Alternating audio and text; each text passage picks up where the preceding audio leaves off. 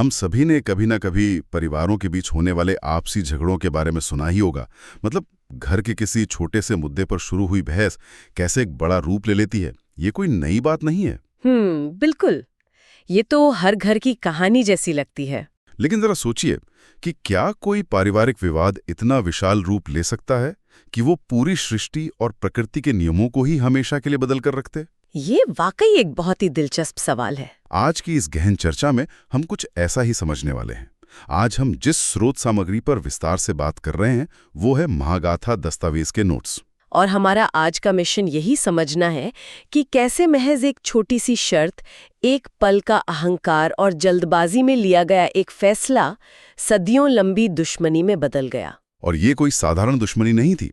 ये पौराणिक दुनिया के सबसे बड़े कूटनीतिक खेल की शुरुआत थी। ये कहानी सिर्फ देवी देवताओं या पौराणिक प्राणियों तक सीमित नहीं है। ये कथा दरअसल मानव स्वभाव के सबसे अंधेरे और सबसे उजाले कोनों की गहराई से पड़ताल करती है। मतलब ये अहंकार, ईर्ष्या और सबसे बढ़कर धैर्य के महत्व के बारे में है। बिल्कुल। ये नोट्स हमें बताते हैं कि हमारे हर एक कर्म की कितनी दूरगामी प्रतिक्रिया हो सकती है। जो फैसले हम पल भर के आवेग में लेते हैं, उनका असर सदियों तक गूंजता रहता है। इस चर्चा को आगे बढ़ाने से पहले श्रोताओं के मन में ये सवाल जरूर आना चाहिए कि क्या कभी उनके जीवन में कोई छोटा सा झूठ या फिर जल्दबाजी में लिया गया कोई फैसला उनके लिए एक बड़ी मुसीबत बना है। हम सबकी जिंदगी में ऐसे पल आते हैं जब हम बिना सोचे समझे कुछ कर बैठते हैं और बाद में पछताते हैं। आज की कहानी ठीक उसी मानवीय कमजोरी की एक बहुत ही भव्य तस्वीर पेश करती है।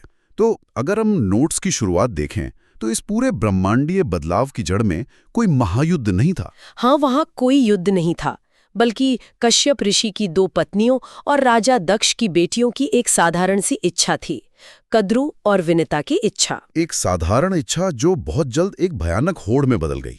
इन दोनों बहनों के बीच एक खामोश लेकिन गहरी प्रतिद्वंदिता लंबे समय से सुलग रही थी। सही कहा। और जब वरदान मांगने की बारी आई तो कद्रु ने 1000 नाग पुत्र मांगे और इस तरह वो नाग प्रजाति की मां बन गई। और समुद्र मंथन के समय तो कद्रु का रुतबा एकदम चरम पर था ना। बिल्कुल, क्योंकि उसका सबसे बड़ा बेटा शेषनाग भगवान विष्णु की शैया बन चुका था।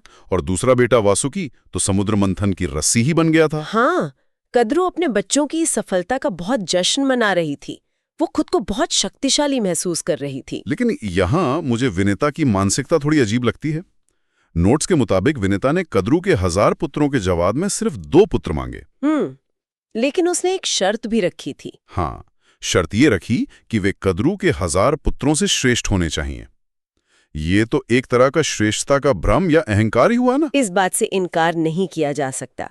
वो सिर्फ मां नहीं बनना चाहती थी, बल्कि वो किसी भी तरह अपनी बहन को नीचा दिखाना चाहती थी। दोनों ही बहनें कहीं ना कहीं प्रतिस्पर्धा के इस भयानक जाल में फंसी थीं। विनंता ने 2 अंडे दिए, लेकिन काफी समय बीत जाने के बाद भी उनमें से कोई हलचल नहीं हुई। और यही वो बिंदु था जहां से सब कुछ बिगड़ने लगा।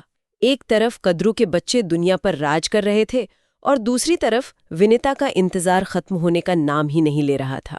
इसी हताशा और अपनी बहन से ईर्ष्या के चलते विनंता अपना धैर्य खो बैठी और उसने समय से पहले ही अपना एक अंडा तोड़ दिया।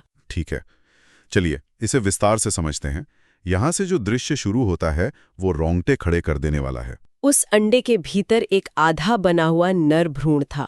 उसका चेहरा और धड़ तो बन चुका था, लेकिन निचला हिस्सा सिर्फ लाल मांस का एक लोथड़ा था जो एक अजीब सी लाल रोशनी से चमक रहा था। ये विनंता का अधूरा पुत्र अरुण था।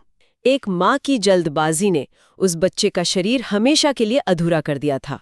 अगर हम इसे व्यापक संदर्भ से जोड़कर देखें तो धैर्य की कमी अक्सर इंसान को उस रास्ते पर ले जाती है जिससे वो सबसे ज्यादा डरता है।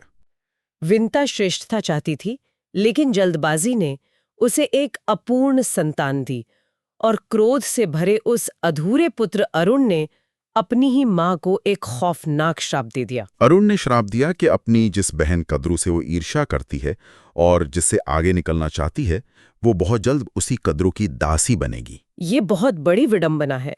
आजादी और श्रेष्ठता की चाहत उसे सीधे गुलामी की तरफ ले गई। और उस श्राप में एक शर्त भी जुड़ी हुई थी। हाँ, अरुण ने कहा कि यह दास्ता तभी खत्म होगी जब दूसरा अंडा अपने प्राकृतिक समय पर बिना किसी छेड़छाड़ के खुद ब खुद फूटेगा। विंता की एक पल की जल्दबाजी ने उसकी आने वाली सदियों की स्वतंत्रता की कीमत वसूल ली थी। इसके बाद सदियों बीत गईं, लेकिन वो दूसरा अंडा जस का तस रहा। विंता बस उसे निहारती रहती और अरुण के श्राप की गूंज उसे दोबारा तोड़ने से रोकती थी। अब कहानी में एक बहुत बड़ा मोड़ आता है। हम एक ऐसे वाक्य पर पहुंचते हैं जो आज के दौर के किसी बहुत बड़े धोखे या कूटनीति जैसा लगता है। आप समुद्र मंथन के बाद की घटना की बात कर रहे हैं? हाँ, समुद्र मंथन से 14 रत्न निकले थे। उन्हीं में से एक था 7 सिरों वाला बेहद खूबसूरत और दिव्य सफेद घोड़ा, उच्चैश्रवा। कद्रू और विनीता जब आसमान में उस घोड़े को देखते हैं तो उनके बीच घोड़े की पूंछ के रंग को लेकर एक तीखी बहस छिड़ जाती है। विनीता का कहना था कि घोड़ा सिर से लेकर पूंछ तक पूरी तरह से सफेद है, जबकि कद्रू दावा करती है कि घोड़े की पूंछ काली है। ये बहस इतनी बढ़ जाती है कि एक भयंकर शर्त का रूप ले लेती है। दोनों तय करती हैं कि अगली सुबह वे उस घोड़े को करीब से देखेंगे और जो भी गलत साबित होगा उसे हारने वाले की जिंदगी भर गुलामी करनी पड़ेगी, उसका दास बनना पड़ेगा। लेकिन शर्त लगने के तुरंत बाद जब कद्रू अपने नाग बेटों के पास जाती है तो उसे असलियत पता चलती है। उसके बेटों ने घोड़े को करीब से देखा था और उन्होंने अपनी माँ कद्रू को बताया कि वो घोड़ा पूरी तरह सफेद है। अब यहाँ कद्रू की हालत किसी ऐसे जुआरी की तरह हो जाती है जिसने हार से बचने के लिए अपना सब कुछ दांव पर लगा दिया हो। हार का डर इंसान से कुछ भी करवा सकता है। नोट्स में एक बहुत ही प्रभावशाली वर्णन है कि कैसे कद्रू को अचानक लगा कि उसके आसपास की दुनिया से सारे रंग गायब हो रहे हैं। उसे पूरा ब्रह्मांड एक बेरंग दुनिया में बदलता हुआ महसूस हो रहा था, जहां सिर्फ सफेद रंग था जो उसकी हार का प्रतीक था। और अपनी हार को टालने के लिए वो एक ऐसा पैंतरा चलती है जिसे हम आज के समय में सबूतों के साथ छेड़छाड़ करना कह सकते हैं। उसने अपने काले नागपुत्रों को आदेश दिया कि वे अगली सुबह उस घोड़े की पूंछ पर इस तरह लिपट जाएं कि सफेद बालों की एक भी झलक न दिखे, ताकि दूर से देखने पर पूंछ बिल्कुल काली लगे। यहाँ जो बात सबसे हैरान करने वाली है वो ये है कि अहंकार कैसे अपनों को ही नुकसान पहुंचाने पर मजबूर कर देता है। मतलब कद्रू के कई बेटों ने इस छल और धोखे में शामिल होने से साफ इनकार कर दिया था। और अपनी हार को टालने के लिए एक माँ इतनी अंधी हो गई कि उसने अपने ही उन मासूम बच्चों को एक खौफनाक श्राप दे दिया। ये सच में अकल्पनीय है, अपने ही बच्चों को श्राप। उसने श्राप दिया कि भविष्य में कलयुग में राजा जन्मेजय द्वारा एक भयानक यज्ञ किया जाएगा और जिन बेटों ने उसकी बात नहीं मानी है वे सभी उस यज्ञ की अग्नि में जलकर भस्म हो जाएंगे।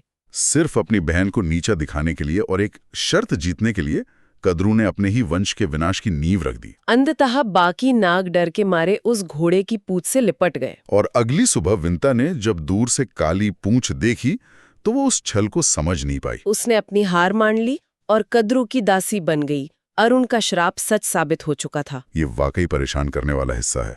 विंता अब एक दासी की जिंदगी जी रही थी और पूरे 500 साल बीत जाते हैं। 500 साल की गुलामी बहुत लंबी होती है। और फिर एक दिन पूरे ब्रह्मांड में एक दरार जैसी भयानक आवाज गूंजती है। विंता का वो दूसरा अंडा जिसे उसने सहेज कर रखा था आखिरकार फूट जाता है। यहाँ कहानी वाकई बहुत दिलचस्प हो जाती है। कहानी का दायरा एकदम से विशाल हो जाता है। उस अंडे से जो सुनहरी रोशनी फूटी वो इतनी तेज थी मानो कोई दूसरा सूरज जन्म ले रहा हो। देवता भी एक पल के लिए घबरा गए थे। और उसमें से जो जीव निकला वो आधा इंसान और आधा पक्षी था। उसका शरीर शुद्ध सोने की तरह चमक रहा था और उसके विशाल पंख गहरे लाल रंग के थे। जन्म लेते ही उसके विशाल रूप और तीखे पंजों ने उसे नगारी यानी नागों का दुश्मन घोषित कर दिया था। वो कद्रू के 1000 पुत्रों की सम्मिलित शक्ति से भी कहीं अधिक शक्तिशाली था। वो कोई और नहीं बल्कि गरुण था। गरुण की शक्ति बेजोड़ थी, लेकिन जन्म लेते ही वो देखता है कि उसकी माँ एक दासी है। अपनी माँ के प्रति उसकी निष्ठा कमाल की है। वो तुरंत कद्रू और नागों के पास जाता है और पूछता है कि मेरी माँ की आजादी की कीमत क्या है। नाग भी बहुत चतुर थे। वो जानते थे कि गरुड़ से वे ताकत में नहीं जीत सकते, इसलिए उन्होंने एक असंभव कीमत मांगी। उन्होंने अमृत मांग लिया। समुद्र मंथन से निकला वो अमृत जो देवताओं के पास था। अगर गरुण वो ला दे तो विनीता आजाद हो जाएगी। ये कोई साधारण चोरी नहीं थी। देवताओं ने अमृत की सुरक्षा के लिए एक अभेद्य चक्रव्यूह रच रखा था। अमृत के कलश के चारों ओर आग का एक ऐसा भयंकर घेरा था जिसकी लपटें आसमान छूती थीं। उसके ठीक बाद हर चीज को काट देने वाले तेज धारदार घूमते हुए ब्लेड्स लगे थे। और कलश के ठीक पास 2 बेहद जहरीले विशालकाय सांप बिना पलक झपकाए पहरा दे रहे थे। उनकी नजर पड़ते ही कोई भी जलकर राख हो सकता था। यहाँ एक बात बहुत ही विडंबनापूर्ण लगती है कि कैसे मौत का प्रतीक माने जाने वाला जहर असल में अमरता देने वाले अमृत की पहरेदारी कर रहा था। ये एक बहुत ही सुंदर विरोधाभास है। तो गरुड़ ने इस नामुमकिन से चक्रव्यूह को तोड़ा कैसे? गरुड़ ने अपनी ताकत और बुद्धि दोनों का बेहतरीन इस्तेमाल किया। आग को बुझाने के लिए उसने कई नदियों का पानी अपने पंखों में भरा और उस आग पर उड़ेल दिया। और फिर जब ब्लेड्स की बारी आई तो उसने अपना आकार इतना छोटा कर लिया कि वो उन घूमते हुए जानलेवा ब्लेड्स के बीच से आसानी से निकल गया। अंत में उन दोनों जहरीले सांपों की आंखों में धूल झोंकते हुए उसने अपने विशाल पंजों से उन्हें कुचल दिया। अमृत का कलश अब उसके हाथों में था। लेकिन देवताओं का अलार्म तो बज ही चुका था। जब गरुड़ लौट रहा था तो सबसे पहले उसका सामना भगवान विष्णु से हुआ। यहाँ विष्णु की प्रतिक्रिया बहुत ध्यान देने लायक है। क्रोधित होने के बजाय विष्णु गरुड़ से बेहद प्रसन्न थे, क्योंकि गरुड़ ने इतना बड़ा जोखिम उठाया लेकिन खुद अमृत की एक बूंद भी नहीं पी। ये निस्वार्थ भाव देखकर विष्णु ने गरुड़ को वरदान दिया। आगे बढ़ने पर गरुड़ का सामना देवताओं के राजा इंद्र से हुआ, जो अपनी सेना के साथ उसे रोकने आए थे। इंद्र ने गरुड़ पर अपने सबसे शक्तिशाली अस्त्र वज्र से प्रहार किया। लेकिन उस भयंकर वार से गरुड़ का बाल भी बांका नहीं हुआ। उसने केवल महर्षि दधीचि और इंद्र का सम्मान रखने के लिए अपना एक सुनहरा पंख नीचे गिरा दिया। गरुड़ चाहता तो इंद्र को आसानी से हरा सकता था, फिर उसने ऐसा क्यों नहीं किया? वो सीधे युद्ध करके कलश ले जा सकता था। इससे एक बहुत ही महत्वपूर्ण सवाल खड़ा होता है। यहीं पर कहानी अपना सबसे बड़ा कूटनीतिक मोड़ लेती है। किस तरह की कूटनीति? गरुड़ को पता था कि अगर वो देवताओं से दुश्मनी मोल लेगा तो ब्रह्मांड का संतुलन बिगड़ जाएगा।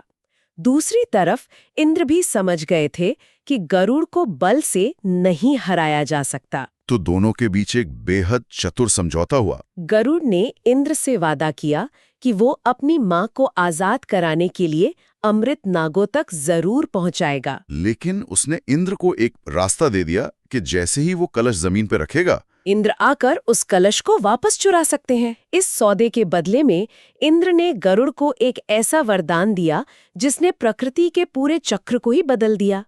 इंद्र ने घोषणा की कि नाग हमेशा के लिए गरुड़ का भोजन होंगे। ये तो वाकई बहुत ही बुद्धिमानी भरा दाव था। गरुड़ ने बिना युद्ध लड़े देवताओं का सम्मान भी रख लिया और अपना काम भी निकाल लिया। और नागों को तो पता भी नहीं था कि उनके साथ क्या खेल हो गया है। अब गरुड़ वापस कद्रू और नागों के पास पहुंचता है।